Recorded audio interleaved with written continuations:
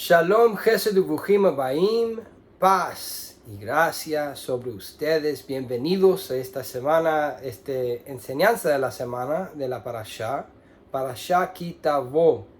Aquí con nosotros, con todo el equipo de Yeshiva Shuvu.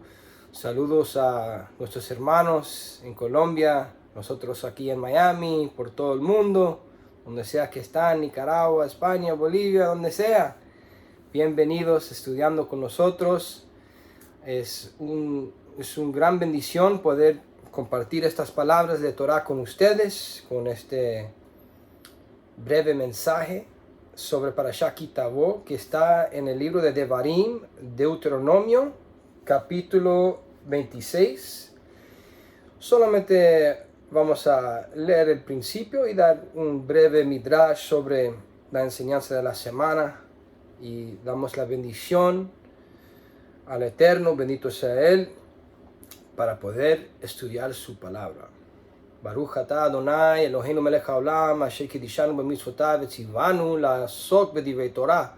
Bendito eres tú, Adonai, Dios nuestro, Rey del universo, que nos has santificado y nos has mandado a ocuparnos en las palabras de tus instrucciones. Y empieza con estas palabras. Vehaya ki tavo el haaretz asher Adonai Elohecha noten lecha nachala veirashta veyashavta ba. Cuando hayas entrado en la tierra que Hashem tu Dios te da por herencia y tomes posesión de ella y la habites. Primero, tomar la tierra de Israel es mandamiento, y todo que pertenece al pueblo que recibieron de Dios es un mandamiento y es parte de nuestra herencia. Y digo también para los que son injertados, hay que apoyar el establecimiento del pueblo de Israel, empezando con el pueblo judío en la tierra de Israel. No importa si eso va en contra conceptos de movimientos liberales hoy en día, no importa. La tierra pertenece al pueblo de Israel. Seguimos. Entonces tomarás de las primicias de todos los frutos que sacares de la tierra, que Hashem tu Dios te da, y las pondrás en una canasta, e irás al lugar que Hashem tu Dios escogiere para hacer habitar ahí su nombre. Algo bien interesante, veamos en el Mishnah que los pobres en aquel tiempo del segundo templo llevaron canastas que se llamaban netzarim. Estaban hechos de los retoños de un olivo, diferentes tipos de especies, y viene de esa misma palabra netzarim, los nazarenos, una canasta hecho de ese material que es un retoño. Y muy interesante que tiene que ver con los pobres. Sabemos que los discípulos judíos ortodoxos que seguían a Yeshua y su hermano y su primo, y antes que empezó el movimiento de Rab Shaul, que fue un movimiento de kiruv, de extensión para los asimilados y los peregrinos que querían añadirse al pueblo, entendieron esto muy, muy diferente de que nosotros hoy en día. Estas palabras en hebreo tienen mucho significado. Seguimos adelante y dice: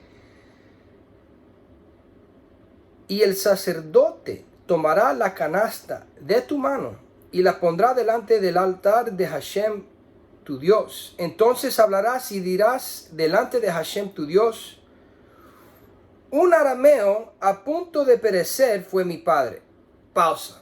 Una traducción más moderno. Originalmente siempre fue entendido un poco diferente, y vamos a enfocar en esa parte.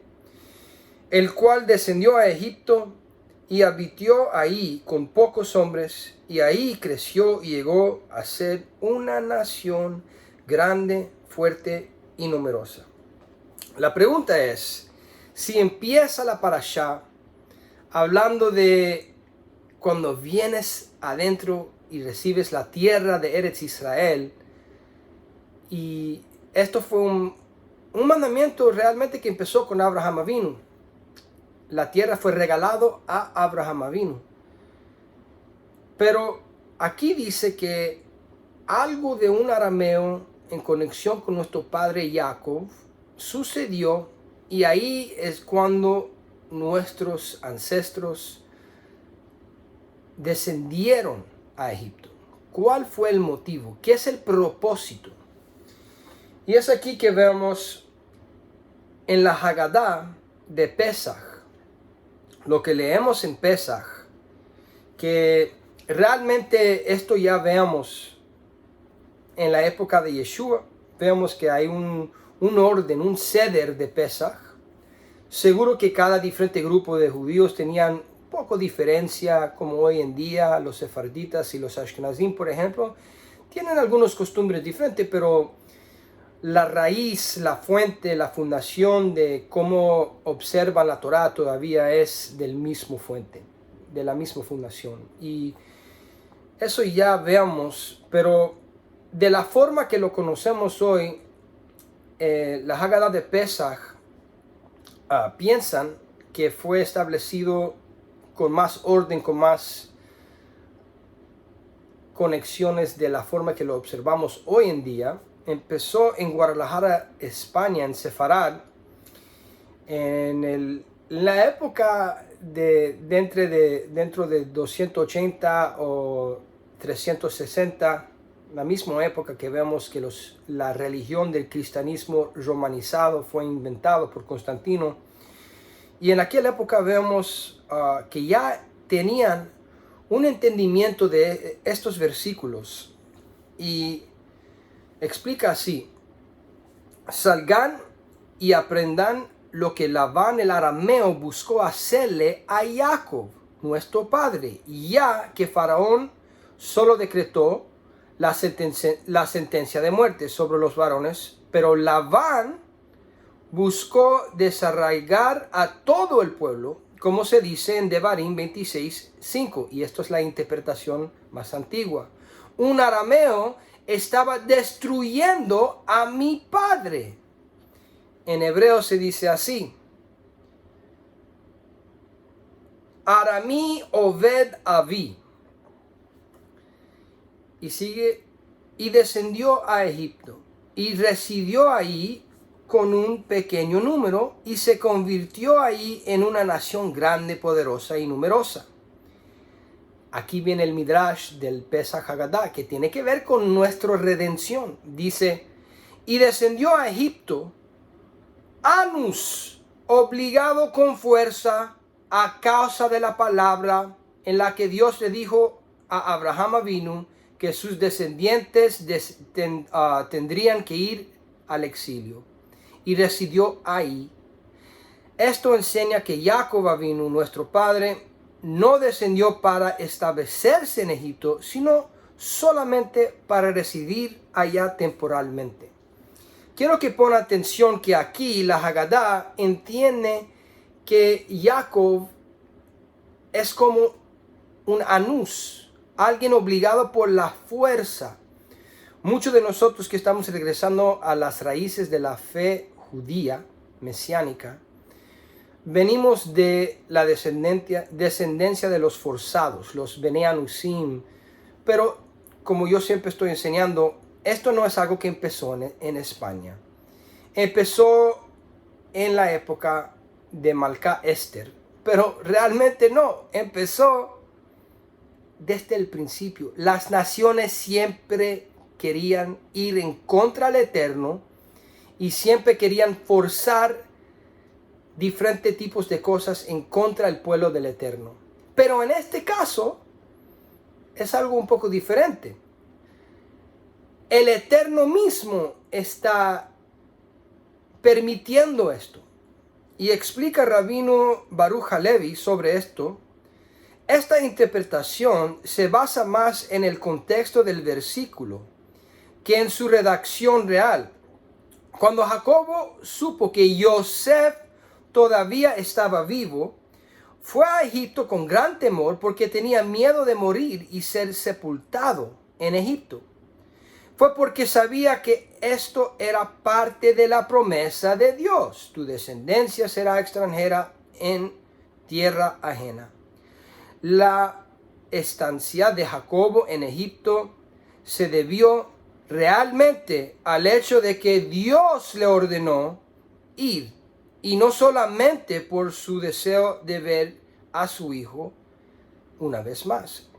Primero, parte de la razón que fue obligado por la fuerza en Ones, Jacobo ir a la tierra de Egipto, a descender y salir de la tierra de promesa, parte fue para encontrar su hijo amado. Pon atención.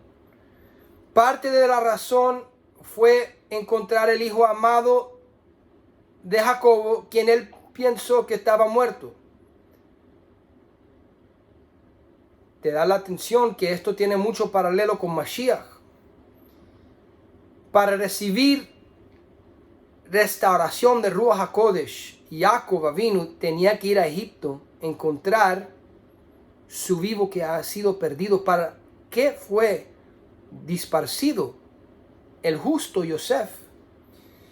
Efod Bad explica: Dios obligó a los israelitas a bajar a Egipto el foco de la idolatría y la hechicería, para que el mundo entero viera las señales y maravillas que Dios realizó, y llegará a comprender que ni siquiera Egipto podía resistir el poder de Dios. Descendieron a residir ahí y no permanecer en Egipto. Solo necesitaban estar ahí hasta que llegará el momento en que el mundo vería las señales de Dios para los egipcios. En otras palabras, hasta Meloh HaGoyim, la plenitud de los gentiles, los que van a dejar esa identidad y esa forma de conocimiento de idolatría y venir al verdadero Dios. ¿Qué es lo que sucedió en Egipto? Una multitud de peregrinos de las naciones se añadieron al pueblo de Israel a través del Redentor de la generación Moshe Rabbeinu. Pero tenía que ser por Yosef primero, tenía que ser exiliado. Y veamos que con todo esto, el pueblo de Israel, empezando con Jacob Avinu, tenían que estar en exilio para, uno, encontrar el hijo perdido, el justo. Y ahí hay un revivimiento que es conectado con Ruach HaKodesh, con el espíritu de santificación. Y también para ser un testimonio al remanente de los gentiles que van a regresar con ellos, unificar con ellos y ser parte del pueblo como Ruth, para adorar el verdadero Dios de Israel y rechazar toda la idolatría. Y es en este contexto que encontramos en 2 Timoteo, capítulo 1, versículo 8 a 12. Así que no te avergonces de dar testimonio de nuestro Señor o de mí, su prisionero. Todo lo contrario, acepta tu parte en sufrir desgracias por causa de las buenas nuevas, igual que el pueblo de Israel sufrieron en Egipto para ser testimonio a los egipcios del verdadero Dios de Israel. Dios te dará la fuerza para que lo hagas, puesto que Él nos libró y nos llamó para una vida de santidad como su pueblo. Sos parte del pueblo, no en lugar del pueblo, sino unificado con el pueblo. No gracias a nuestras obras, sino por su propio propósito y por la gracia que nos dio a nosotros que estamos unidos con el Mesías Yeshua. Esto es algo que hizo antes del principio del tiempo, desde el principio, pero solo lo ha hecho público ahora por medio de la aparición de nuestro libertador, el Mesías Yeshua, que abolió la muerte y por medio de las buenas nuevas reveló la vida y la inmortalidad. Fue por causa de estas buenas nuevas que yo fui nombrado para proclamarles a los gentiles como emisario y maestro, y es por eso que sufro como lo hago. Pero no me avergüenzo porque sé en quién he depositado mi fe y estoy convencido de que Él puede guardar seguro hasta ese día lo que me ha confiado. Seamos como Jacob vino, seamos como Rav Shaul y últimamente como Moshe Rabbeinu hasta Yeshua Tzidkenu. Yeshua nuestro Redentor, nuestra justificación. Todo el pueblo de Israel, mejor dicho, todos los justos del pueblo de Israel sufrieron dentro de las naciones para ser testimonio del Dios verdadero. Y es nuestra obligación atraer estas buenas nuevas, que el Dios de Israel te ama y ha enviado a Abraham, Jacob, Moshe y finalmente Yeshua Tzidkenu para ser testimonio de su amor para todo el mundo, empezando con el pueblo judío y para todo peregrino que quiere añadirse al pueblo de Israel. Shabbat Shalom.